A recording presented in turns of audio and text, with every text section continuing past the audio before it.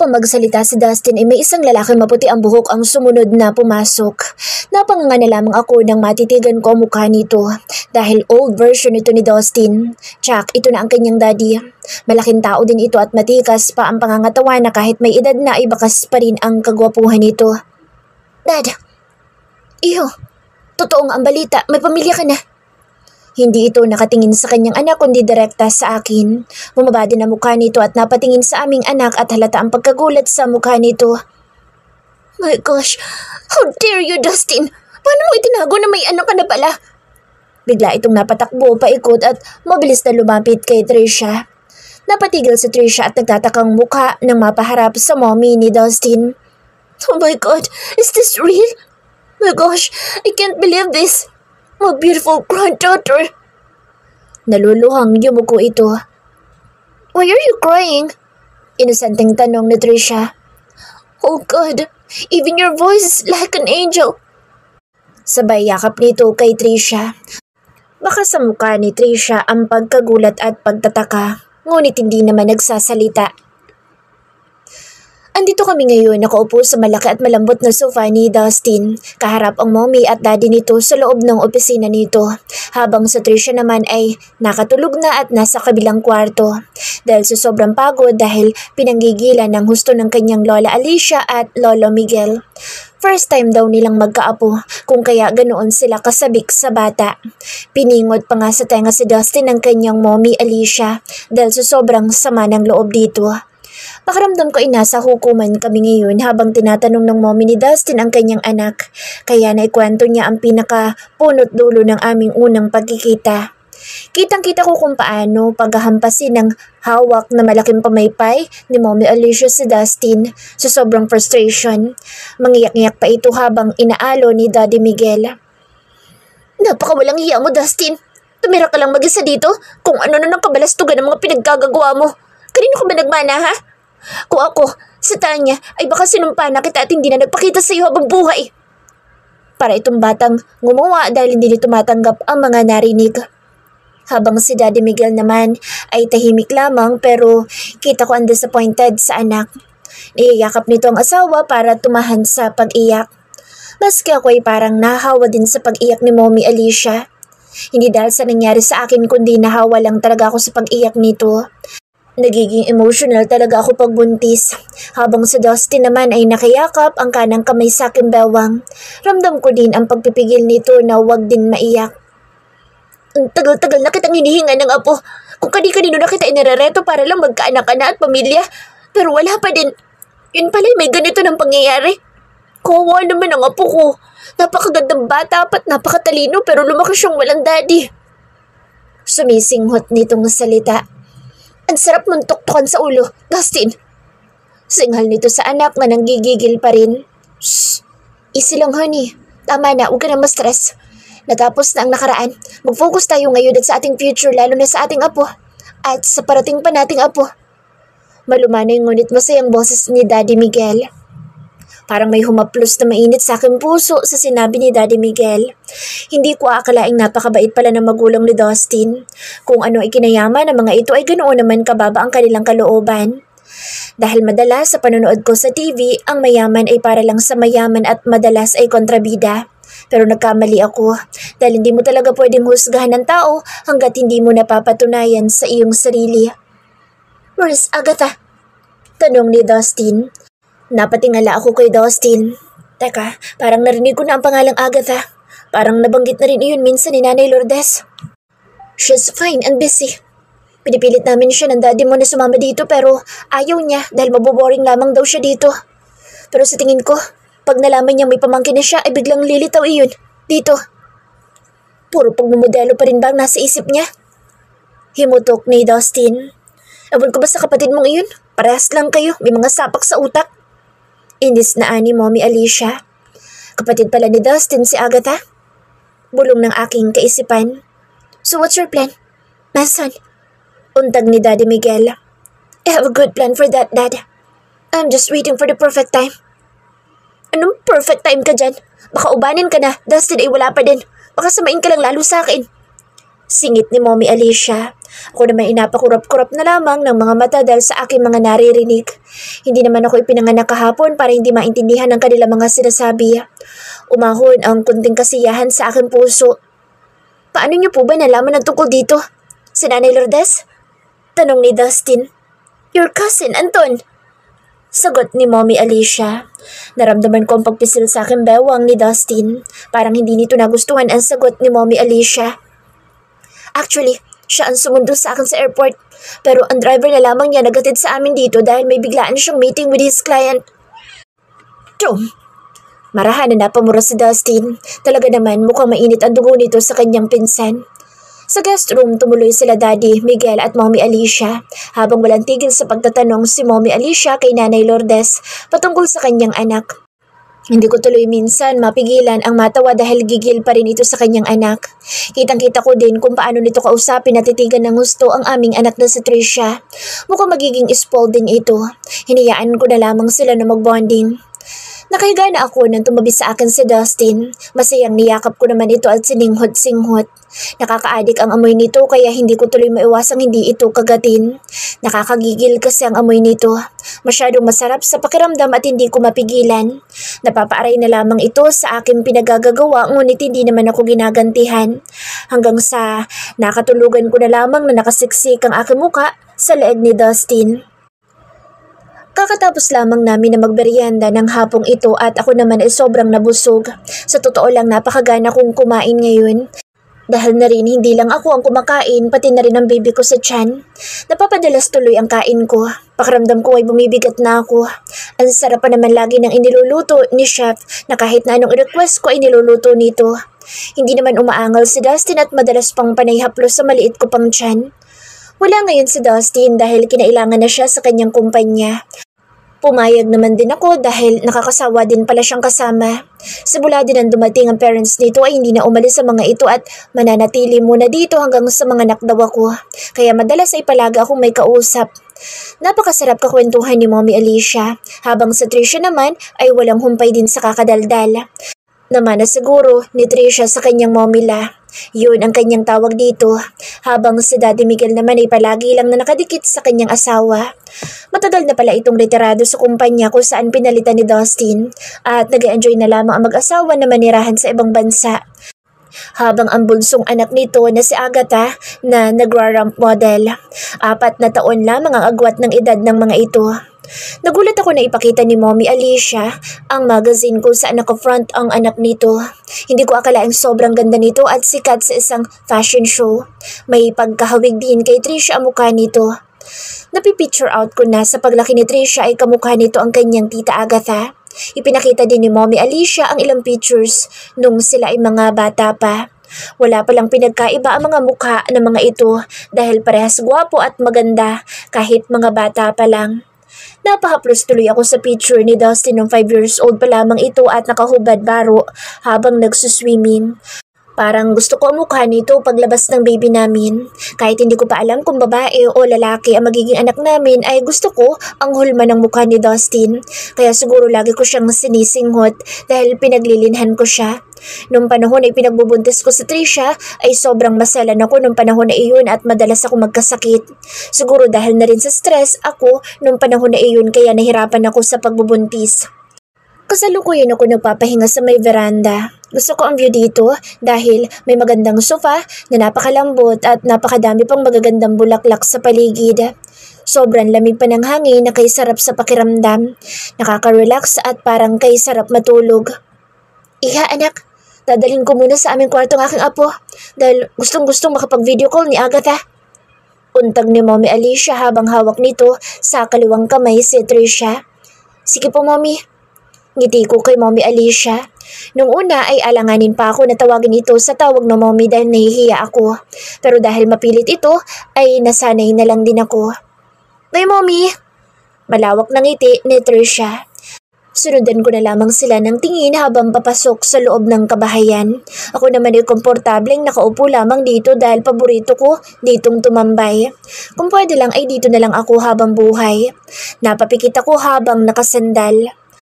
Napatigil ako sa pagmumuni-muni nang may tumikhim sa aking lukuran kaya maliksi akong napalingon. Si Anton. How are you, Tanya? Barito ng boses nito habang papalapit sa akin at kahit hindi pa ako nagsasalita ay umupo na ito sa aking harapan.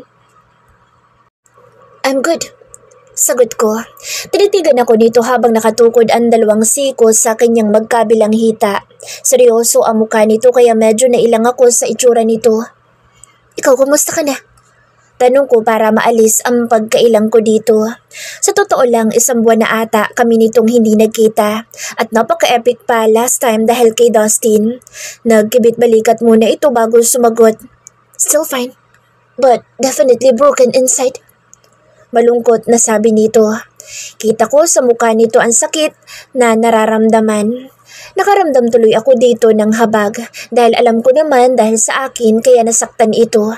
Mabuting tao ito at maayos pa naman itong si Anton. Kaya parang nakokonsensya ako kahit wala akong kasalanan dito. Tumikim muna ako para mawala ang kuntimbara sa aking lalamunan. I'm sorry, Anton. No, don't say that. Cause in the first place, I know you never liked me. Masyado lang ako naging confident dahil akala ko may pag-asa ko sa'yo. Malungkot na sabi nito. Bahagya itong napayuko at nagpatuloy sa pagsasalita. Kaya pala hindi mo ko magustuhan dahil una pa lang, wala talaga akong pag-asa sa'yo. Sa dinami-rami ng tao, si Dustin pala. Ang pinsan ko palang daddy ng anak mo. Huminto muna ito sa pagsalita at huminga ng malalim. Sa tingin mo, kung akong una mong nakilala, will you like me too? Napaawang na lamang ang aking bibig dahil sa sinabi sa akin ni Anton. Hindi ko tuloy alam kung anong isasagot dito dahil bukod sa pagkaawa dito ay parang nalulungkot naman ako para sa nararamdaman nito. Pero hindi ko pa din masagot ang katanungan nito dahil tutol lang aking kalooban.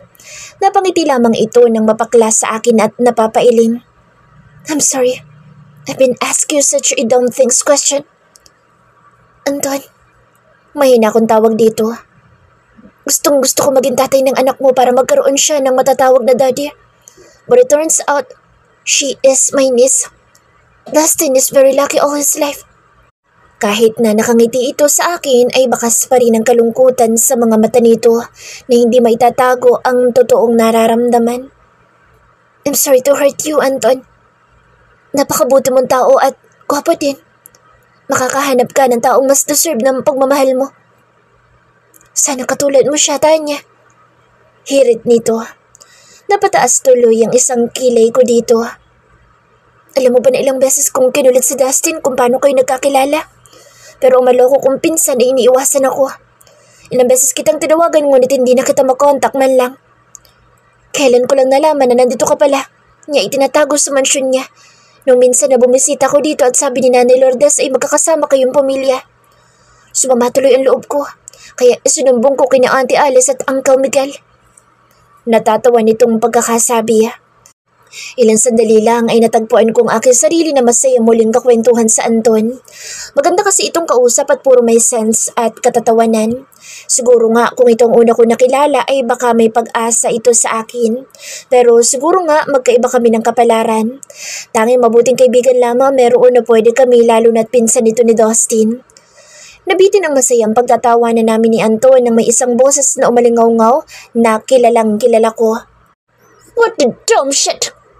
Parehas kaming natigilan ni Anton at sabay na napalingon sa naglalakad na si Dustin na akala may makikipagsabak sa gera sa sobrang dilim ng muka. Oh, hey cousin! Nakangising bati ni Anton kay Dustin. Ang mukha naman ni Dustin ngayon ay sobrang sambakol na kulang na lang ay makipag-amok ng away. Sinaniban ata ng pagkasiloso na naman sa kanyang pinsan. Ang nakakaloko pa ay bakit ito nandirito. Mamayang 6 p.m. pa naman ang madalas na uwi nito. What are you doing here, Anton? You already know that she's my fiancé now. We have a daughter and she's pregnant with my child for the 2nd time. Go back off! Maangas na boses nito. Ako naman ay nalalaka ang mga mata sa inaasal ng bakulaw na si Dustin na ito. Kung hindi ko lamang ito mahal ay baka iniwanan ko na ito dahil sa kanyang ugaling madalas magselos ng walang katuturan. Dustin! Mahina ang boses ko ngunit may babala. Relax, cousin. Nag-uusap lamang kami ni Tanya. Mabilis na salita ni Anton. Ano naman pinag-uusapan niyo? Then elaborate it.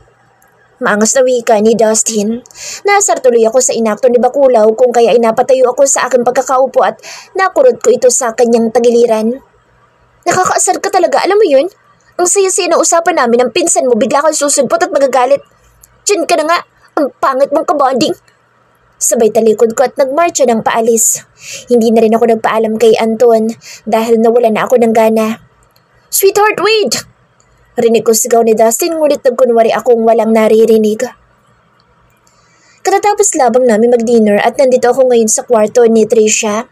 Bala ko dito matulog katabi ang aking anak dahil hanggang ngayon ay naaasar pa rin ako sa pagmumukha ni Dustin. Hindi ko ito pinapansin at parang hangin lamang ito sa aking paningin. Panay buntot naman ito sa akin kung saan man ako magpunta. Napansin ko pa ngang natatawa na lamang si Mommy Alicia ngunit hindi naman nagtatanong. Kakatulog lamang ng aking anak kung kaya ay pumasok na ako sa banyo para maligo. Dahil init na init ako sa aking katawan, dahil na rin siguro sa aking pagbubuntis. Patapos ang 20 minutong pagtagal ko sa banyo ay lumabas ako nang nakatapis lang ng tuwalya. Dumiretso ako ng dressing room para magsuot ng aking pajama. Mabuti na lamang at hindi ko pa tinatanggal ang ilang mga kasuotan ko dito. Habang namimili ng isusuot ay may mainit na mga braso ang biglang pumulupot sa aking katawan. Malakas ako napasigaw sa sobrang gulat. Sweetheart, baka magising ang baby girl natin. Bulong ni Dustin sa akin tenga na ikinataas ng aking mga balahibo sa aking katawan. Para kasi itong nangaakit. Animal ka! Ginulat mo kung bakulaw ka! Asar na ani ko dito. Sorry naman. Malambing ang boss nito na para bang sinasadya nitong mangakit. Pwede bang kalagan mo ako at magbibihis ako? Bakit ka pa magbibihis, sweetheart? So sobrang asar ko dito ay napaharap ako, tumingala dito.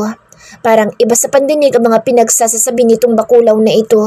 Baka akala nito'y nakakalimutan ko pa ding asar ako dito kung kaya ay hindi ko ito pinapansin. Tantanan mo ako bakulaw, bakit ka ba nandito? May sarili kang kwarto kaya dun ka, di kita tatabihan. Masungit na salita ko dito. Huwag ka namang ganyan, sweetheart ko. Sige ka, magagalit sa bakulaw. Nakangisi nitong sagot na para bang nangaasar. Alis na dito! Tsupe! Pagtataboy ko dito. Oh sige, alis na ako. Okay, let's go. Walang pahintulot nito akong kinarga na para bang bagong kasal kami. Muntik na ako mapasigaw ngunit mabilis kong tinakpan ang aking bibig gamit ng 2 kamay nang madaanan namin ang mahimbing na natutulog na si Tricia. Sa laka at bilis ng bawat hakbang ni Dustin ay kisap mata lamang ay nakarating na agad kami sa kwarto nito at dahan-dahan niya ako ibinaba sa kama pahiga. Langya ka talaga no? Asar ko dito at bumangon. Why? Patay mali siya pa nitong tanong. Mas lalo tuloy ako nang gigigil sa asar sa bakulaw na ito. Sa inis ko'y kinuha ko malambot na unan at ibinato ko ito sa kanya. Sakto itong sapol sa muka. Oh shit, sweetheart! Buti nga sa'yo. Ngisi ko dito dahil nakaganti. Ganun, sweetheart? Sige, gusto mo pala ng ganito laro Bigla itong napangisi. At base sa ngisi nito ay para bang may kalukuhan tumatakbo sa kanyang maduming utak. Napatili ako at mabilis pa sa 4:00 nagtalokbong ako ng husto ng makapal na comforter. Ilang sandali pa'y wala akong narinig na kung ano dahil tahimik. Pero muntik pa ako mapasigaw ng mabilis na nahigit ni Dustin ng comforter at walang kahirap-hirap na tumilapo na lamang iyon sa sahig ng ihagis nito. Kulang na lang ay lumuwa ang aking mga mata nang makitang hubot-hubad na si Dustin at sobrang buhay na buhay ng alaga nitong cobra. Do you like it, sweetheart? Malambing ang boss nito habang pumungay ang mga mata nitong matatalim. Anak ng tipaklong talaga itong si bakulaw. Mabilis na kumibabaw ito sa akin at parang kamay ng magnanakaw na naglaho na lamang ang aking tuwalya sa aking katawan nang hindi ko napapansin. Dustin's person-over voice. I'm staring to my beautiful sweetheart while she is touching the flowers here in our veranda. I'm looking at her with full of love and admiration, and I can't stop myself how lovely she is. Lumapit ito sa akin at tumabi habang hawak nito sa kanang kamay ang daisy flower na basta na lamang niyang pinitas. Mabilis naman na naipulupot ko ang kanang kamay ko sa kanyang malambot na bewang. Hinalikan ko ang kanyang ulo. Did you like it? Tanong ko. Marahan naman itong tumango sa akin. Napahawak tuloy ang kaliwang kamay ko sa umbok na nitong tiyan. 3 buwan na ang baby namin sa tiyan ng kanyang mommy. Inaantok ako. Sambit nito at naghikab. Sure, sweetheart. Matulog ka para makapagpahinga kayo ni baby. Si Trisha. Biglang tanong nito. Hindi pa nakakauwi sila, mommy. Mamaya, tiyak tulog na yun pagka-uwi. Haplos ko sa kanyang ulo. Dinala nila mom and dad si Trisha para mamasyal. Halos napapadalas nga ang pamamasyal ng aking magulang at hindi kinakalimutang isama ang kanilang apo. Pero bukod doon ay may iba pang dahilan din. Sobrang natutuwa naman si Trisha dahil mukhang naspoil ito ng kanyang momila at daddy Lo. Habang ang nakababatang kapatid ko naman na si Agatha ay kating-kating ng makarating dito ngunit kailangan pa matapos ang kontrata nito kaya hindi makauwi. I'm so happy and enjoying my life these days. Dahil pakiramdam ko ay ang gaan-gaan ng aking buhay with my beautiful sweetheart and our little angel, Trisha. Naramdaman ko ang pagdantay ng ulo ni Tanya sa aking dibdib kaya bahagyang napayuko ako para silipin ito. Ganoon na lamang ang gulod ko nang mapansin ko na nakatulog na pala ito. Napapangiti na lamang ako dahil alam ko parte ito ng kanyang pagbubuntis. Kung maaari lang ay lagi ako nakabantay dito dahil gusto ko siyang ingatan lalo na at medyo maselan itong magbuntis. Gusto kong bumawi sa mga panahong ipinagbubuntis nito ang aming panganay na si Trisha. Kaya gusto kong maging hands-on sa pag-aalaga sa aking sweetheart. Gusto ko ding laging nababantayan sa Trisha at mabuti na lamang at nandito si mom and dad at nakakatulong sa pag-aalaga sa aming anak. Kahit marami akong kasambahay at nandito din si Nanay Lourdes, ay pinipilit ko pa rin maging maayos ang aking pag-aalaga kay Tanya. Maingat ko itong binuhat at naglakad papasok sa loob ng kabahayan. Sa elevator na rin ako sumakay para mabilis na makaakyat ng aming silid. Ilang sandali pa ay marahan ko itong inihiga. Hinubad ko ang sapin nito sa paa at maingat na kinumutan. Inayos ko din ang temperature ng lamig sa aircon para mas lalo itong maging komportable sa pagtulog dahil alam ko na mainit sa katawan ng pagbubuntis. Ilang sandali pa itinabihan ko ito at masuyong hinalikan sa noo at buhok. I love you so much, ma, sweetheart. Mahinang bulong ko dito. Napabuntong hininga na lamang ako habang tinititigan ang mahimbing na natutulog na si Tanya. Gusto kong payapa at walang iniisip ang sweetheart ko, lalo ng panahon na nakidnap ang aming anak na si Trisha. Hanggat maaari ay wala na lamang itong alam sa totoong nangyari dahil ayoko nang mag-alala ito lalo pa at buntis ito. Ang mahalaga ngayon ay ligtas at nasa maayos ng kalagayan ng aming anak. Hindi pa rin ako makapaniwala na nandahil sa Romeo Baramundi na iyon, akala ko'y mawawala na sa amin ang aming anak. Nang matapos kong iwan at ihabilin si Tanya sa kanyang magulang sa ospital ay wala na kaming sinayang na oras at mabilis na nakarating sa aming pupuntahan. Mabilis na nahanap ni Kevin Brickerman ang location na pinagtataguan ni Romeo Baramundi. Nanunuluyan ito sa kanilang mayordoma at doon nagtatago. Kahit mainit ang ulo ko sa galit ay guminahawa ng konti ang aking pakiramdam nang malaman na nasa maayos na kalagayan ng aming anak at ang matandang mayordoma ang nagbabantay sa bata. Sa lugar na iyon namin na corner si Romeo at halata sa mukha nito ang labis na pagkagulat. Wala na itong lugar dahil sa bukod na wanted na ito ay wala na itong pwedeng matakbuhan. Kaya labis ang aking mga pagkagalak dahil mahuhuli na ito. Huli na nang mapagtanto nitong talo na ito dahil pinalibutan na ito ng aking mga kasamahan. Kasama sa aming back-up ang mga nasa SWAT team. Mabilis din itong nakakasan ng baril at walang habas na namaril sa amin. Pero dahil isa na lamang ito ay mabilis na nakapasok sa loob ng kabahayan. Sinundan namin ito at ganoon na lamang ang aming gulat ng duguan at wala ng buhay ang matandang mayordoma. Habang ang aking anak na si Trisha ay walang malay na bitbit nito na para lamang laruan na hawak nito sa likod ng bestida nito. Halos mawalan ako ng hininga nang tutukan nito sa sentido ang kaawa-awang sa Trisha. Ano kayo ngayon? Sige, ituloy niyo yan, kundi sabog ang ulo ng batang ito. Demonyong tawa nito at tumingin sa akin. Isa ka pa. Tarantado ka. Ngayon pa lang hindi na ako mapakaling mapatay kita. Pumili ka. Ang anak mo o ikaw mauunang mamamatay, Justin? Hindi ako makahuma sa sinabi ng siraulong ito. Dahil kung kamatayan lang din ay matagal nang nasa hukay ang aking buhay. Ngunit hindi ngayon dahil hawak nitong aking kahabag-habag na anak na para bang laruan lamang nitong hinahawakan sa likod. Damn you, Romeo. I will kill you. Ano pa tinutungangay niyo dyan? Hindi niyo ba ibababa ang mga armas niyo? At hahayaan niyo akong makatakas? O pwede ding sabay-sabay na lang tayong mamatay dito? Sigaw nito. Mabilis kong inihagis ang rifle sa sahig. Nakita ko na patingin sa akin ang lahat ng aking mga kasamahan at ganoon din ang kanilang ginawa. Tahimik kaming nakikiramdam, ngunit nakita ko ang pagtago sa akin ni team leader at kisap mata lamang na sumabog ang ulo ni Romeo. Dahil hindi nito napansin na nasa malayo lamang si Griefer at asintado nitong pinunteriya ang ulo ni Romeo Baramundi. Maliksi ako na patakbo at napasadsad sa sahig para masalo ang pagbagsak ng katawan ng aking anak. Halos madurog ang aking puso sa kakaiyak na makita kong hindi ito magkamalay. Mabuti na lamang at tinulungan ako ni Zimmerman at mabilis na sinuri ang aking anak. Nakita sa resulta na may pinasinghot ditong isang nakakalasong kemikal kaya nawalan ito ng malay. At kung magtatagal ito ng 6 na oras na hindi ito magigising ay baka hindi na ito magising ng tuluyan. Halos magwala ako sa ospital nang marinig ko iyon. 4 na oras na ang aking paghihintay at hindi ako makaalis sa tabi ng aking anak nang makita ko itong papungas-pungas. Niyakap ko ito ng sobrang higpit habang lumuluha. Hindi ko na pinansin ang aking mga kasamahan na nakatunghay lamang sa amin. Sobra ako nagpapasalamat sa itaas dahil hindi niya hinayaang may mangyaring masama sa aking anak. Ilang pagsusuri pa ang ginawa dito at kinausap ito ng isang magaling na psychiatrist. Buburahin ito ng tuluyan ang mga masasamang nangyari dito. Tanging ang aking mga magulang lamang ang nakakaalam sa totoong nangyari. Kung kaya sila ang madalas na nagdadala sa aming anak para sa mga session nito. Nagpapasalamat ako na matalino ang aming anak dahil hindi ito nagkukwento sa kanyang mommy. Dahil ang akala lamang ni Tanya ay madalas itong isama, mamasyal ng kanyang mommy-la at daddy-lo. Napapitlag ako nang marinig kong nag-vibrate ang aking cellphone. Kinuha ko ito sa side table at takang binasa ang caller. Si Alex Sugar.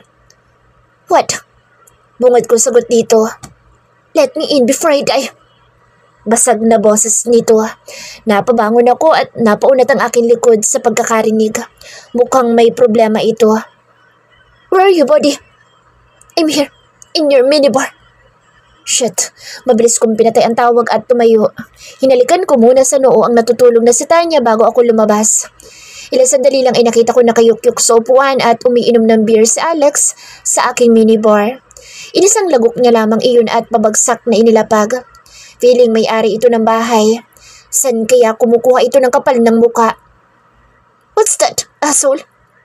Kuruto kong tanong dito. Tumingala ito sa akin at tumawa ng mapakla. Mukhang may problema ito. Anong problema mo? Maaga pa para magpakamatay sa alak. Kumuha ko ng mamahaling alak at 2 baso. Shit, kung pwede lang mamatay na lang. Sabay hablot nito ng sinasalinan kong alak. Si Aryan? Sa tingin ko yun lamang ang dahilan dahil yung babae lamang na iyon ang dahilan kung kaya nananatili ito sa Pilipinas. Tahimik ito na nakatungo at sa obserbasyon ko'y iniwan ito. Nung nakaraan ay parang wala itong problema at laging masaya lamang dahil kay Aryan. Nagulat na lamang ako nang yumugyog na lamang ang mga balikat nito. Tahimik na umiiyak. Tanatigan ko ito dahil ang nararamdaman nito ay katulad din sa akin ng panahong nababaliw ako sa kakahanap kay Tanya. Nilapitan ko ito at marahan na tinapik sa balikat. Hindi man lang ako nakapag-explain. Naglaho na lamang siya na parang wala. Saan ko siya hanapin? Basag ang boses nito habang nagsasalita. Tinanong mo na ba mga kaibigan niya? Umiling ito. I did. Lahat sila walang alam. Kahit si Leah na close niya walang alam. Galit na galit ito sa akin maski si Mickey walang alam. Si Tanya na lamang ang hindi ko pa natatanong. Where is she? Namumula ang mga mata nitong tumingin sa akin. She's sleeping. Madalas siyang mapagod dahil buntis. Then I'll wait her. Hindi ako aalis dito nang walang sagot mula sa kanya. Sabay lagok nito ng alak. Sa tingin ko'y walang sagot na makukuha mula sa kanya. Dahil sa inaraw-araw na kasama ko siya ay wala akong nababasa sa kanyang phone na kahit na ano. Kaya wag mo nang ituloy. But what should I do? Shit, 3 days ko na siyang hindi nakikita. Lahat ng gamit niya, dala niya. Ask Kevin to find her. Suggest ko. Bigla itong natigilan at tinitigan ako. Langya, ba't hindi ko naisip yun? Magsasalita pa sana ako nang marinig ko ang boses ng isang anghel. Si Tanya. Ano sabi mo? Wala si Aryan? Baka sa mukha nito ang pagkagulat. Mabilis ko itong dinaluhan. Sweetheart, bakit ka nagising? Pwede ka pang magpahinga. Masuyo ko itong hinalikan sa noo. Nakatingin lamang si Alex kay Tanya. Baka sa mukha nito ang labis na kalungkutan. Nag-away ba kayo? Wala akong alam na iba pang pupuntahan ni Aryan dahil hindi na yun babalik sa kanyang probinsya. It's a little misunderstanding between us. But I woke up without her. Akala ko ayos na kami.